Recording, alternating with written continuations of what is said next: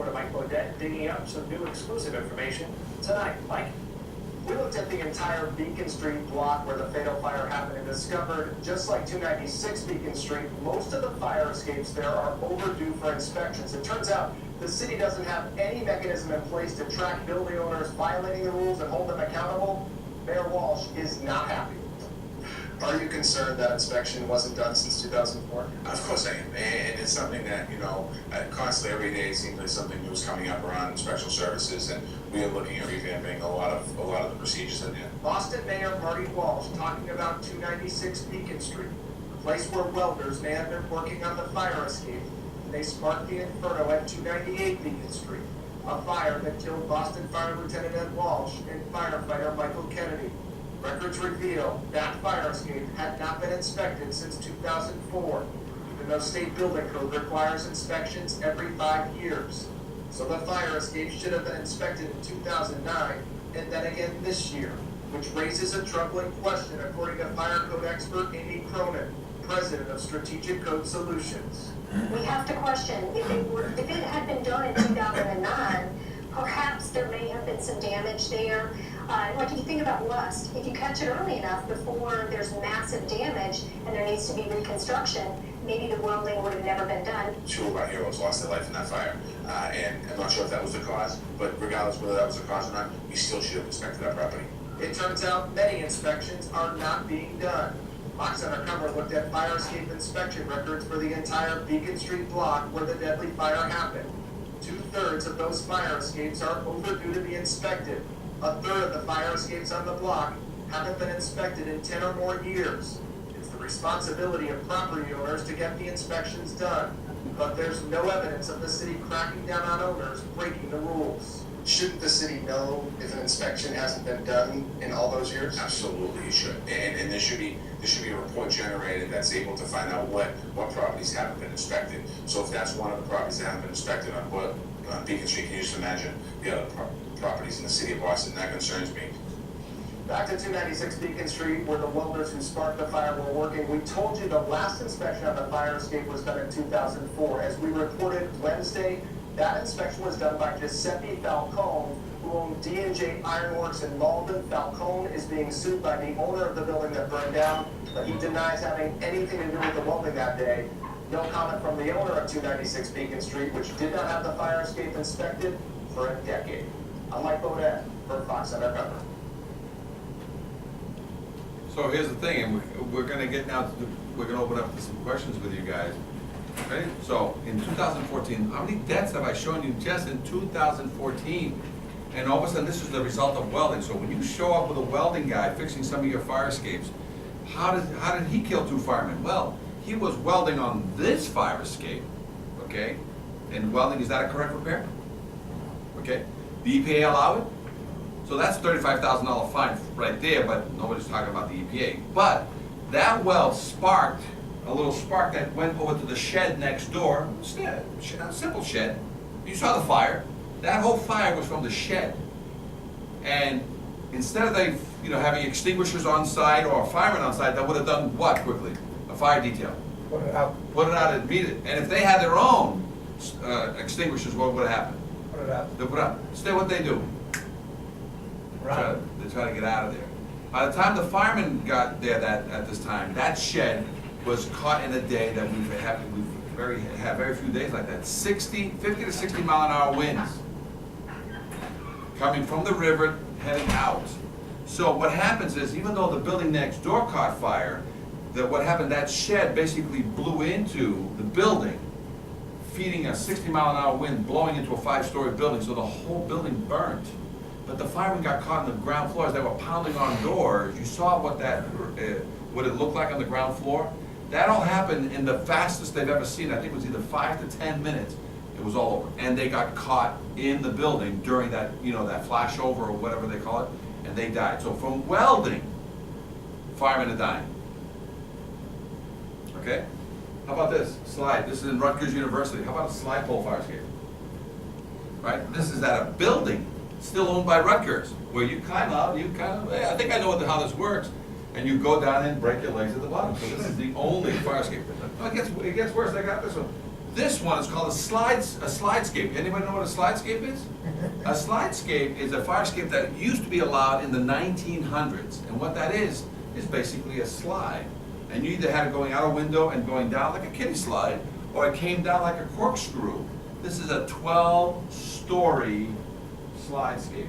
It goes, we're up there right now, and it goes curlicue all the way down, and then down here, it takes a left turn and it goes out to the street in a straight shot with your feet like this, and you gotta hit this metal panel, so when you whack the panel, this metal door goes. So, see this? This is us. This is us up on the roof, because they've never inspected this thing. This is a 1903 building, right? That's what you look like when you open up these little stupid doors on all the floors. That's what you're looking down. You have to jump into this corkscrew. No potato sack, no nothing. Back in the 1900s, when this building was heated by coal, the kids, as a rite of passage in the local Catholic school, that wear all the white shirts and, you know, they're very properly dressed, their rite of passage was breaking into this building, opening up these things and corkscrewing down. He said, one of the guys said, my grandfather used to be one of the maintenance guys here. To stop those kids from doing that, he used to take coal dust and sprinkle it in, so that way when the kids did get in, they'd come out, they'd get a free ride, but they would be all blackened with coal soot. But they hadn't done this so that the bottom part was all frozen. We actually have to send a fireman down on a road, the one floor, to go down and kick that door open, because it was frozen for 10, 15 years. So you got all kinds. See, these have all been around. They've been eliminated as a means. Okay? So you guys are sitting in a situation right now where this is what you're trying to avoid. You have plenty of buildings around here that have 20, 30, 50 apartments, and the only way out, guys, is a fire escape, and you don't want it. This is a picture of the scene. That's an 8-year-old child trying to jump down 10 to 12 feet. So who teaches their kids to go down a fire escape, first of all? And the ladder that you guys inspect is supposed to do what? Come down, right? But now this child is down, the mom is still up, sending the child first, and what happens? Child gonna jump? Is this child gonna jump? Look, dangling there. I mean, this child is frightened, frozen. And it's not just this one ladder. Listen to the firemen. But right now, firefighters are taking down the ladders and rolling up the hoses. Then earlier in the night, when they pulled up, there were flames coming out of the side of the building. Firefighters say it was one of the scarier moments, because when you pull up to a building and you see children and mothers hanging off the side of the fire escape, smoke swirling around them, isn't that scary, scary stuff? They got up there, they got the ladders up, and they said nobody got hurt. The fire escape, there was 3 or 4 people hanging off the fire escape. They couldn't get off. They were just on the fire escapes. I had people hanging in the fire escapes at the rear of the building, and on this side of the building, we had a bunch of people on that fire escape. So when there's a fire, you hang out? Is that what you do? Just hang? Our firefighters say there's good news tonight. It looks like everybody will be allowed to go back in, except the one unit where the fire was in. They said, that's good luck to them tonight. I'm Bob Wilson, on the scene of Bridgeport, News 8. So what we're saying here is that your testing of these systems every year is doing what? Would that have happened here? If you tested this fire escape ladder system every year? You know what I'm saying? So as soon as you release it, what would happen? Go down. What would that child do? Go down. What would the mother do? Go down. What would the firemen do if they needed to get into the building? They go up. So every one of those fire escapes didn't work. Everybody was hanging out. Everybody had hot dogs. It was just like, there was a huge barbecue going on. You know what I'm saying? So that's what's wrong with the system. That's why when fire escapes collapse, and this fire escape did collapse, this is that picture. This is seconds before the entire fire escape system. So imagine being, this guy on the roof is trying to help the lady off. The woman and a niece, that's an 8-year-old niece. And the fireman's going, hey, bring the ladder over. I'm going to put him on the ladder. And then in the last split second, collapse. Okay? So this is our main concern about a lot of these fire escapes. It's going to be what's inside the wall, the connections in the building. You know what I'm saying? You guys have to understand that some of these things is what's going to, as they say, may have an issue as you inspect the fire escape walking up and down. Be careful that some of these fire escapes have all these hidden dangers. So you have to know your stuff. This is us drilling a hole over here, and another building that we did here, a load test. And this is us doing a hole right next to it, or verifying that the connection is in good order. So this is the verification process, right? As opposed to taking that same 3/4 hole and put it 5 inches away, make a mechanical clip. Do I have to do any of this verification anymore? Got it? So the science is very simple, okay? So let me put this into a moment here where you guys can sort of see just what's out there, the kind of clips and the through bolts that are out there, right? And this is us load testing in LA. They took all the stairs out of this, and we load tested this using 3,000 pounds, using cables. We did the Bob Hope, we load tested it. Did they want an opinion or a load test? Right? So here we are using the back of a truck, so you can use bags, weights, or anything that's a weight. And with our load cell that goes onto a digital, it tells us how many pounds we're lifting. So you do a calculation. So if it's 4 by 8, it's 32 square feet. 32 square feet times 100, you need to put 3,200 pounds of sand, water, or cable systems exerting a force for a period of an hour. You take measurements before, during, and after. You load test it with 40% of the load, measure before, during, and after, watch it for a little while, then you proceed to 100% of the load. Complicated. Yes? What about railings, load testing railings? Yeah, the lateral load test, 200 pounds.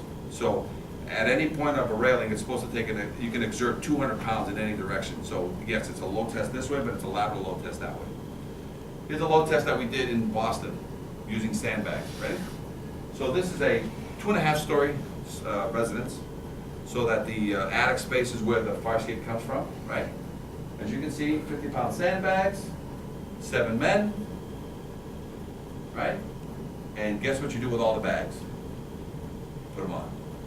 Guess what you do also with the bags? You carry So them. now we're loading onto a stair, and we're doing a concentrated load of every other tread, 200 pounds. Does a stair tread carry bags very Hey, well? Tom, it's about started. You want You have to tie it down because they fall. Oh my God, it's crazy. And we just finished load testing everything up above, so what do you do with the sandbags? Just And keep that's a doing fire it. escape that we have confidence in. Imagine we have to use a cherry picker, where you have to take these sandbags from a cherry picker and start loading these things. It becomes what straw is going to break the camel's back, you don't know. So very dangerous to load test. Got it? Fire escapes could be missing parts. This is that case where we had the fireman, that fell through the treads. He fell through 3 treads over here. Fell down, came back up, saved the woman on the top floor. But then he was like 27 years old. He busted up his vertebrae, but because he was running on adrenaline, it wasn't until after. Okay? So let me, as they say, start concluding this so that we're talking about now that you've got an experience of what's going on with fire escapes out there. We have to do some information for them showing how rust grows. So as from a metallurgist, not from me, it takes 25 years to grow a 1/4 inch of rust in a connection, left unchecked. So if you see a 1/2 inch of rust, you can assume about 50 years that rust has been growing. And it'll grow faster on one side of the building than the other side because of sun, weather, okay? But on average, so this is what was proved. So when we went there to inspect the fire escape, treads were falling. Before I can get to the inspection, other treads were falling. So we were able to prove on this case, and the case settled out of court, that there was negligence on the part of the owner. Okay? So let me start wrapping it up and putting this on to questions with you guys. Okay? Because now you're going to see all the components are all the same. This is part of the book. Let's start opening it up to questions. If you go online, you have National Fire Escape Association. So if you go on YouTube and you type in Fire Escape Seminar, we have 200 seminars online, free. You can watch Chicago, NorCal, Seattle's, and then again, a lot of the classes are similar to this, but in much more detail. We do continuing education, and at this average class is 4 to 6 hours long. So I do bring in belly dancers and other things to keep you guys awake, to plenty of fresh coffee. But this is what we teach fire inspectors. Normally in my class, it's fire inspectors and building inspectors, primarily fire inspectors, fire prevention nationwide, okay? So But you can also go online and do fire escape inspection, and you'll see hundreds of videos that we've put out there of us actually walking through fire escapes and inspecting. Fire escape repair, you're gonna see hundreds of videos out there. So if you really wanna learn a lot more about fire escapes are pretty much the same all over the country. What you have is a little bit of a difference here because you use a lot of flat. A lot of the East Coast is grading so the snow passes through it. You know, more rust on the East Coast than you have on the West Coast, but you still have it if you're near the ocean. No accordion ladders anywhere on the East Coast. Okay, none. But fold-out ladders and drop-in ladders, cantilevers, everywhere in the U.S. Okay, so I'm going to leave it here. I'm just going to start opening it up to questions. But if you go online on the YouTube channel and you type the word fire escape, there's over 1,000 videos out there that we've put that you're going to get some knowledge if you really want to like get into it. But if you go right to the National Fire Escape Association, a lot of our seminars are right there. You pick one, you know, that'll give you various cities from east to west. Just pick on one and just listen in on a little bit. And so our job as the National Fire Escape Association is to take Reg 4, for example, and say, where's our continuing education so that you guys can decide what do you want to do? Do you want to get more into it and start incorporating instructional engineers into your group to help you when things get more complicated? Or do you want to, you know, make sure you don't step over the line because you're just Reg 4 testing the system at the bottom? Do you want to design and build brand new ones? None of that is covered under Reg 4. As you say right in Reg 4. I cannot give you tell you whether or not your system was complete and designed correctly. I'm not even allowed to say that. I'm here to test the fire escape the way it was built and the way it is as it is there. I'm not allowed to give opinions. I'm not allowed to even make recommendations on how to repair. That's between the fireman or the fire prevention unit guy and the owner. And if they create a violation, notice of violation. Now, if that owner wants to get additional information, otherwise you have to be careful because sometimes they will call, the owner by themselves will call who? Harry the welder. And then they call you back and say it's all done, and what are you gonna do? You're gonna come back and see what? Done right or done wrong? Right? Oh, by the way, the permit process, if the work is done without a permit and it's discovered later, what happens to your Reg 4 test? It's nullified. So a lot of times, the vendor doing the work has to be licensed. The vendor's responsibility to know whether life safety, building and safety wanted a permit for that activity and or a drawing, because sometimes it'll trigger a drawing request, which adds how many days for review? 30. Got it? And I believe from previous conversations that once it goes through all that process, there's a liaison in the building department that basically negates the need for a Reg 4 that year to the following year because of the repairs that were done under a permit. I have to reconfirm that because that's something I heard in the past. Again, everything I'm saying here, you have to verify with Darryl. Got it? So let's open it up to questions. What have you learned? What kind of questions do you have? You know that in Reg 4, out of 100%, what do you guys do? About 10 to 20% of the system is really getting looked at by you? And what you're allowed to look at and what you're allowed to sign off on? Probably, yeah. So what kind of questions do you guys have from this? I know this is a lot of information that came at you. Back east, a lot of these buildings are using fire escapes. With the building code back here, do they have to cut stairways inside the buildings if they had to here? Because here it seems like they're really secondary. A lot of times it seems like really the kind of outside of the building, except for some examples you already gave, because that's what the dry staff fire connections are. Yeah, okay. You're actually talking about two things there. So let's take a fire escape, let's take a building that they've renovated, and they got 2 staircases inside, right? But the fire escape is still outside because it has a standpipe on it. Guess what? You must maintain it, and it's got to be Reg 4 tested. Okay? So, because they've met the means of egress inside, but they need it for the standpipes, now that fire escape is for the tenants and the firemen, primarily the firemen. Everybody clear on that? Now let's talk about, I'll look at all your old buildings here, and all these fire escapes they are the second means of egress. They're not a third means of egress the way you're just portraying it. Like, oh no, I got a lot of buildings with 2 staircases inside and they just kind of threw this fire escape. Never. The reason why it takes up a lot of real estate a staircase takes up a lot of real estate. Every now and then, they have a kooky stair in some corner, like the one on Grand and 7th. They had a kooky stair that was all marble and beautiful in the back corner.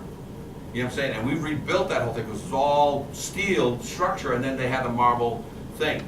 But it was in a odd duck place, and literally, I think it was like for the help, you know what I'm saying? Like, so that the help wouldn't use the main staircase and mingle with the uppity ups, you know what I'm saying, on this building. They had that little kooky stair, but it didn't meet the requirement. So every building in the US is designed by an architect to meet that. A lot of times it's the 75-foot rule. I step out my door, I gotta go right to a fire escape, and it can't be no farther than 75 feet, or I go left and no farther than 75 feet. But that all goes out the window when you have a building that you have a central stair and it has a couple of wings. A lot of times they'll have a fire escape on this wing, a fire escape on that wing, because they didn't want to do 2 more stairs inside the building. And when they're gutting it today, a lot of them are keeping their fire escapes. And by the way, a lot of these are starting to get roof decks. Guess what's going to happen to the fire escape? Think that gooseneck is going to stay there, or they're going to extend the fire escape to the roof now to pick up a public deck on the roof. That's all happening right now. As you know, the financial district, the fashion district, what are they doing to all these old buildings? It's all crunchy granola bar lofts now, right? And guess what they're going to keep as their second means of egress? Just like we did over there at Grand and 7th. Fire escapes are the solution. Okay? So the point that I wanted to make here, and I don't know if anybody has any additional questions on this, is just how limited the Reg 4 tester, you know, it says clearly on the document, you can't call yourself an inspector. You can't call it an inspection. It's a Reg 4 test, and you're a tester. And there's so many things that can happen that by the time you get there, you can't even test it, because the thing's a train wreck. As soon as you get there, it's already a train wreck. You're not even proceeding forward. So I have seen, and I'm glad they started with downtown. A lot of you guys know that in some of the alleyways, there's so many trashed, smashed ladder systems that have been whacked by trucks, but the buildings are all empty. So all their first floors are fully occupied, you know what I'm saying? But all the second floors are ghost towns, and so there hasn't been that drive to make it, you know, fully functional. So you guys have a lot that are you know, and Darryl knows this, that you guys are gonna be coming in and you're gonna be like scratching your head, what do I say here? You know what I'm saying? Is, you know, do I just put everything on 5, or, you know, because the questions in 3 are limited and specific. But that's why they're practicing in downtown. Because once Brycer piece kicks in, what was it, 100 and something thousand buildings are gonna come online with that price? I'm waiting for that day. That's Carnival Day, you know what I'm saying? Any other questions that you guys have? And I don't know if I've answered all your questions, or if you have specific questions I can answer about systems. About fixed vertical ladders. Fixed vertical ladders. As far as like the security flaps and stuff like that, like just like you were talking, a lot of times now they have fire escapes that will land on a 1st-story roof, as you were talking about. You then have to go over the roof and then On a down catwalk. fixed vertical ladder. On a catwalk. Can't be on a roof. Well, I've seen them both ways. Right. And then it falls back to the same thing, authority having jurisdiction. Correct. They It's allow pre-existing or non-conforming, subject to the building official's approval as a pre-existing non-conforming. So you learn that word. I'm gonna note it on my page 5, that it's a pre-existing non-conforming, back when? Whenever they built it. And it's incomplete and not to grade. I'm gonna note it and leave that decision for the owner and the fire, or the owner and fire prevention to talk. But I noted on 5 to eliminate the liability from whom? From you, because if somebody during a fire is walking over a roof that's been, there's been flames underneath it, guess what they're gonna do? They're gonna fall through and blame who?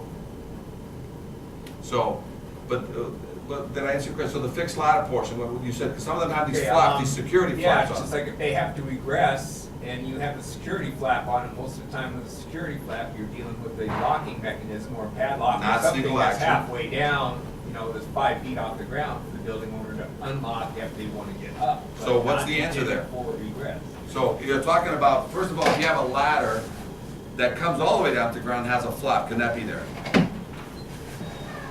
So it's the main egress for the whole building, and it has a flap with a lock, can that be there? So it's not operational, right? So because again, it's not single action requiring no special knowledge, it's mainly because it's break-ins. So because the owner has a break-in problem, what's your solution? Is it continue with the ladder to the ground, or he must elevate this ladder up 10, 12 feet? So he has to elevate, so get rid of this flap, he's gotta take this ladder, he's gotta bring it up 10 to 12 feet, and then turn the ladder into a what? A slider that's on a cable system, a fold-out that's, you know, looks like a tube, and then, so that's the answer. His answer was cheap, was $500. The fix is $3,000 to $5,000 that's coming to that, for that fix. But he didn't wanna spend that, so he Home Depot'd it, and then what? And nobody said anything. But now you gotta say something, because if somebody gets trapped coming down, and nobody is trapped going, can't get up, who's gonna get sued? Anybody with a pocket. So remember that, so that's what's supposed to happen. So if all fire escapes must be to grade, as we looked in that code, and then it said 18 feet off the ground, but it said must be to grade with continuation of a balanced ladder, a folding ladder, or a hydraulic ladder, you still have to get the grade. It just says you can keep it up there, and a lot of times you kept it up there so trash trucks didn't smash it. So that's why a lot of cantilevers must be 12 to 14 feet off the ground, this part here, so that trash trucks and all these other trucks don't smash into it. But look at the release arm there. See the release arm there? It's very simple. It's nothing but a single bar that comes down, and then it's either a C bar or a Z bar, depending which way you want to run it. And when you turn it like that, it rotates, and down below it's just this little lever that's on top or below the C channel. And as soon as you rotate it away, she already weighs 25 pounds more on the nose, and she drops slowly to the ground, hits the ground, and stays down. She doesn't come back up. So that's the answer. So that's the next answer question in catwalks over roof. So everything's going to change a little bit more, because you guys are going to cross the line when you walk into a train wreck, that the owner now has to bring in a design professional to take it to the next level, because not only did you not inspect it, because you can't inspect it on the Reg 4, but now it's got all these issues, and the owner's like, well, what do I do if you just turn your back and say, well, you know, I can't tell you. It's not. You have to explain to the client, listen, your next step now through the fire official is, and the building department, is whether or not this is going to be permits, drawings, and any design professional oversight. Got it? Any other questions? No? Well, then I guess we'll start wrapping it up here. If you guys have all, you know, you've got a book, you've left your card, please take one of our cards. And what I'd like to do is, this video is going to be coming online, so if you have other people you want to train, we'll get you a package, fire escape book for dummies. It's about 2 inches thick. We'll put in some examples of fire escaping examinations. We'll put in some of the stuff that we have from the National Fire Escape Association, and you can stick it on a shelf. So every now and then when you get stuck in a situation, you'll have this book you can put your hands on. And again, as you guys know, we're up in Simi Valley, but we're now going to be down on the corner of Broadway and 6th, right in the downtown heart of, to walk to some of these crazy places and inspect fire escapes, because that's where the 700 are, and there's a lot of rust down there, a lot of rust, and a lot of these buildings are getting converted. There's a lot of construction going on. So if you have a question, give us a call. A lot of times, if you're a Reg 4, you identify yourself as a Reg 4, we'll give you free advice. Send us a picture. Say, what do I do here? We'd be more than happy to tell you just what a fix would be or what can be done there, so that way, if you're working with a local vendor, you can at least guide him a little bit, so that they don't basically go fix it the wrong way, making you go back and sign something that you're not really sure was correctly done. And then you also have that other thing too, was a permit required, and was that guy supposed to fix it with a license? Because if all of a sudden permit was required and an unlicensed welder or ornamental guy did the work and you signed off on it, the fact that became evident, it negates your Reg 4 immediately. So there's a lot of things coming into play, So, and if anybody has any further comments or questions, I'm going to hang out here for a little bit longer after, you guys, as they say, get up, please grab some water or soda, and from there we'll see you again, because we'll probably have another class in the fall, unless somebody wants sooner. But we'll get the video clip of this, and that way you can send it to your people. And again, we'll try to have a little bit of, dual action, two sides to everything. And there's always plenty of other videos, seminars like this that they can watch. So if this 1 2-hour one that we're doing here, if they want to watch a 4 or 6 hour one and get more in depth, or yourself wants to get more information, you can watch any of the other videos. You don't need to chime in. You don't need to lock in, or give us certain information, we can just plug in, it's all public. You guys fabricate and install complete fire escape?